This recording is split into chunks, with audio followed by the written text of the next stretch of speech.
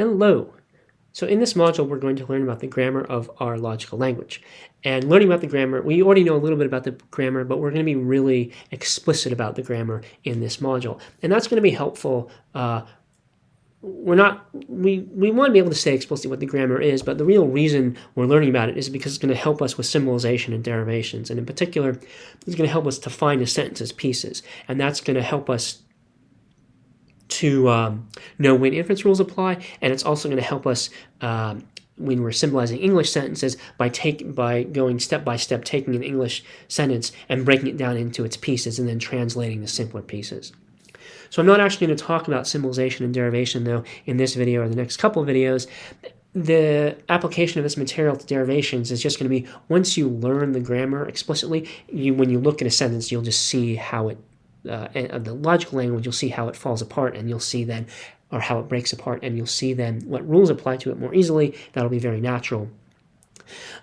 There's another video later on in this module about how to, once we have this understanding of the grammar, how we can apply that in symbolization problems, and that requires, that's more explicit, and we have an explicit method.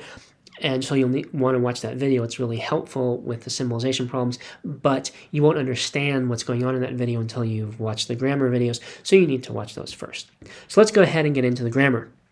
So we're going to be really super explicit about the grammar of our logical language. What do we mean by grammar, by the way? So in English, Bob is a word and runs is a word.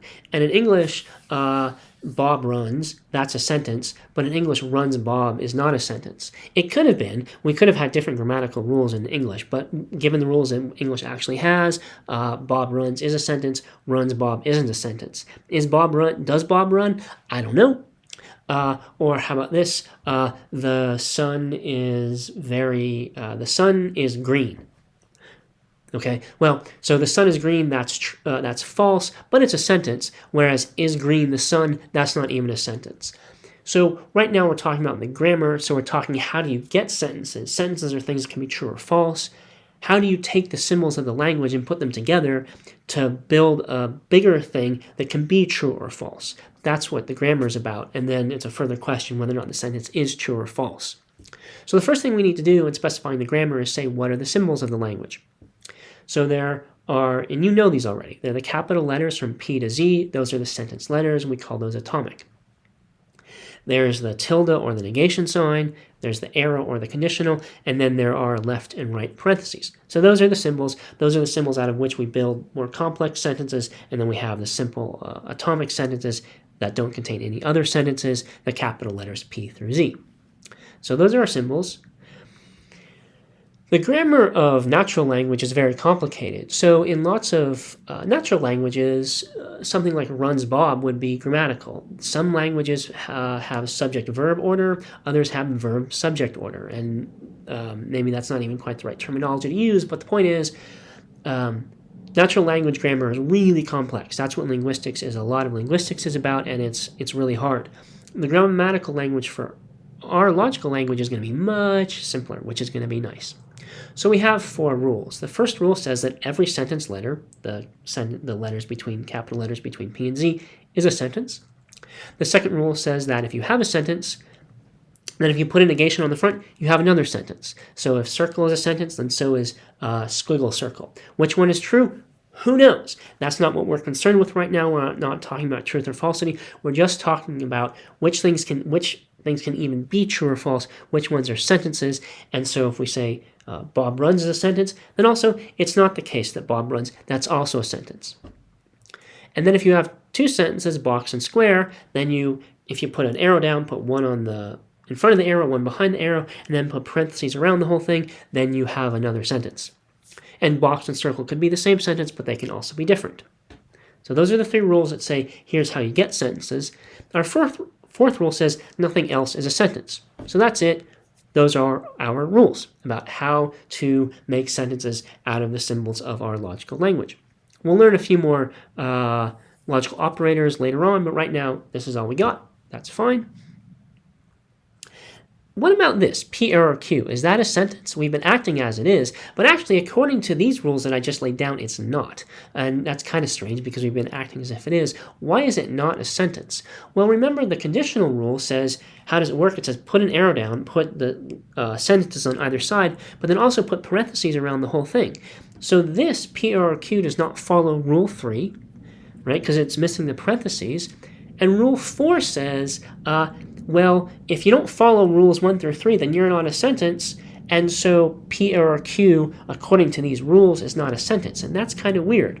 We've been acting as if it was. So this is going to be fine. I'm going to explain why this is fine in another video. And in that other video, I'll talk about the point in parentheses as well. We just want to understand that right now, when the rules say exactly what they say, and according to the rules, this is not a sentence. Okay, so we've learnt the grammatical symbols and we've learnt the logical rules. I want to introduce one more idea in this video, and then we'll talk about a few more grammatical ideas in a couple more videos. So this idea is an idea of a main operator, and the idea of a main operator is going to be really, really useful, particularly when we're symbolizing, but also when we're doing derivations. It's a really good idea to get. And first we're going to have some examples, and then I'm going to give the definition. Okay, so here's a sentence, negation P. What is the main operator of this sentence? You say, I don't know. He hasn't told us what it means, so I'll tell you. The main operator is just the squiggle, and what makes it the main operator is the fact that in building up not P, there were two steps. First, we started with P, and then we added the negation to P to get the sentence we're actually looking at. And so we added the negation. That's the last thing we added in building this sentence not P. How about not P? What is its main operator? Its main operator is the leftmost negation, not the one closer to the P, the one further away, when you're going from left to right, the first one. Why is it the main operator? Well, if we think about how this sentence was built up, we started with P, and then we added a not to get not P, and then we added a second negation. We took not P and added another negation to it to get what we're looking at now. And so the thing that was added last in building this up, the thing that was added that makes the one we're actually looking at right now, is the leftmost negation, and that's why it's the main operator. Parenthesis P arrow Q parenthesis, the main operator, it's the arrow. Why? Well, because we added the arrow to the P and the Q to get what we're looking at. It was what was added to make this. How about negation P arrow Q? What's the main operator? Well, there are two choices. It could be the negation or it could be the arrow. And in this case, you could guess. What do you think? It's the negation. And why is it the negation? Well, how is this thing built up? Well, we started with P and Q. Then at the first step, we popped in an arrow and put parentheses around it. That's the first step. And that built the sentence if P then Q. And then we added the negation to if P then Q, and that produced what we're looking at. And so in the process of building up what we're looking at, the very last thing we added was the negation, and that means that the negation is the main connective. And how about this? Negation P arrow Q with parentheses around the whole thing. How is this built up, and what is its main operator? Its main operator is the arrow. Why is that? Well, this was again built up in two stages. First, we took the sentence P, and we added negation onto it to get the sentence not P. And then having not P and having Q, we stuck an arrow in between them, put the parentheses around the outside, and that gave us this. And that means that the arrow is the main connective because in the process of building up from sentence letters to get to this not P arrow Q sentence, the last logical symbol we added was the arrow. And so it's the main operator. And so in general, the main operator of a sentence is what? It's the last thing that we added in building up that sentence. So if we're looking at a conditional, then we added that arrow to two other sentences. If we're looking at a negation, there's one other sentence that we added the negation symbol to get the sentence that we're looking at. So the main operator of a sentence in our language, each sentence of the logical language has only one main operator. That's really important. That is what makes our language not ambiguous, and that's why, as it turns out, we have the parentheses. I'll talk about that later. What that means, though, is if you remove the main operator, right, what are you left with? You're left with just the things that we added the main operator to get what we're looking at. And so you're left only with one or two sentences. If it's a negation, you're left with one sentence. If it's a conditional, you're left with two sentences. And the main operator is what determines the logical type of the sentence, right? Is it a conditional or is it a negation? Well, if a sentence contains only negation symbols, it's got to be a negation. And if a sentence contains only arrows, then it's conditional. But what if it's has both a negation and a conditional?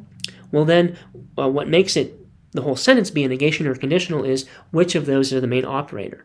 And as we've also seen with complex conditionals, we can have multiple conditionals in a sentence, and so we want to know sort of which is the main conditional. Well, that's just the main operator. So this idea of a main operator is really important, and you want to, it's going to take a little while to get comfortable with, but that should be your goal, is to get comfortable with that idea. And it's when we're looking at a sentence, the main operator is whatever was added last in the grammatical process of building that sentence up from the sentence letters. And we have 4 rules that tell us how to do that, or that tell us how sentences are built. One is just you don't need to do any building. The capital letters from P to Z are sentences. But then if you're going to build, well, if you already have a sentence, you can put a negation on the front and get a new sentence. If you already have 2 sentences, you can put an arrow in between and put parentheses around them, and you get a new sentence. And nothing else is a sentence. And then you know the symbols, capital letters P through Z, the negation sign, the arrow, and the parentheses. Okay, so there are a few sort of grammatical subtleties we need to talk about, which I'll cover in the next 2 videos, and then I'll show how to use some of these grammatical ideas to make symbolization easier.